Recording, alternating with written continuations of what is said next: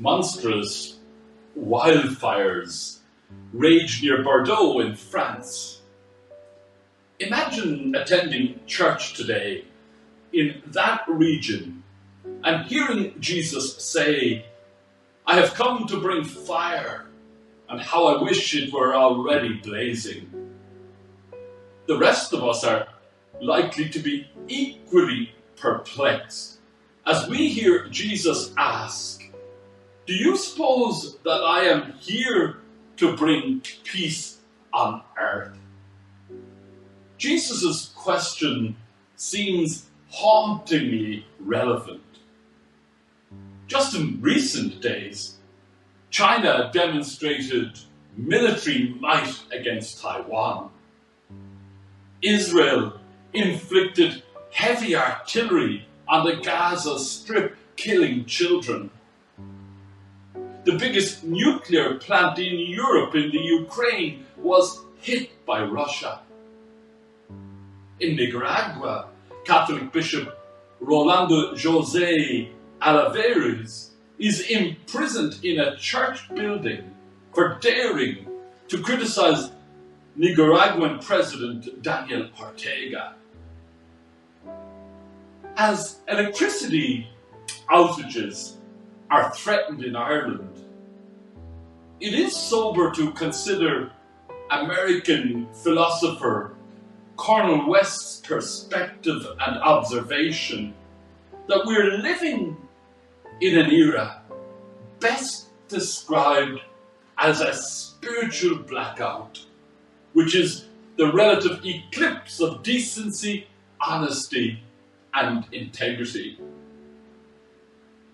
Perhaps dwelling on all these conflicts was the reason I spontaneously purchased a book this week with the captivating title, "Why We Fight." The author quotes Winston Churchill saying, "Meeting jaw to jaw is better than war," to demonstrate his view that even the bitterest rivals prefer peace. When you think about it, it's easy to overlook that most of the time war doesn't happen. Around the world there are millions of hostile rivalries, yet only a tiny fraction erupt into violence. Dorothy Day, the American Catholic activist, resolutely once declared, "You just need to look at what the Gospels ask and what war does." The Gospel asks that we feed the hungry, give drink to the thirsty, and perform works of mercy. War does the opposite. It makes my neighbor hungry, thirsty, homeless, a prisoner, and sick. The Gospel asks us to take up our cross. War asks us to lay the cross of suffering on others. Renowned theologian Stanley Hauerwas memorably briefed that war is impatience.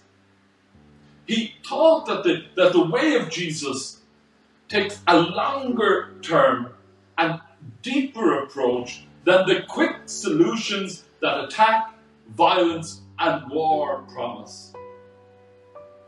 This last week, on August 6th and 9th, the world recalled for the 72nd year the devastating bombs dropped on Hiroshima and Nagasaki.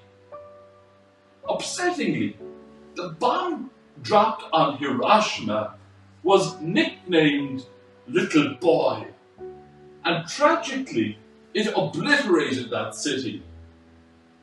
Troubled by this nickname, I unexpectedly stumbled upon a 2018 movie called Beautiful Boy, which tells the story of a loving relationship between a dad and his son Nick, and how it becomes profoundly strained as the son's addiction to drugs spirals.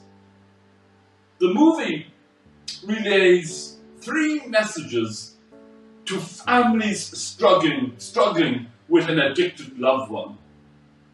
You didn't cause it, you can't control it, and you can't cure it. Despite this sobering realism, Beautiful Boy offers a plausible way to navigate addiction.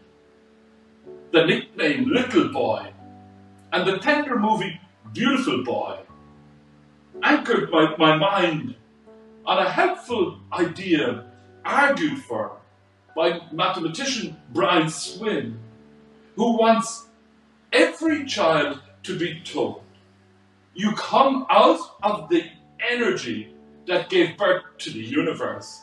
Its story is your story. Its beginning is your beginning. Swim captures masterfully the fire of baptism that Jesus wants to ablaze across the universe. Namely, the recognition that each boy is beautiful, each girl is precious.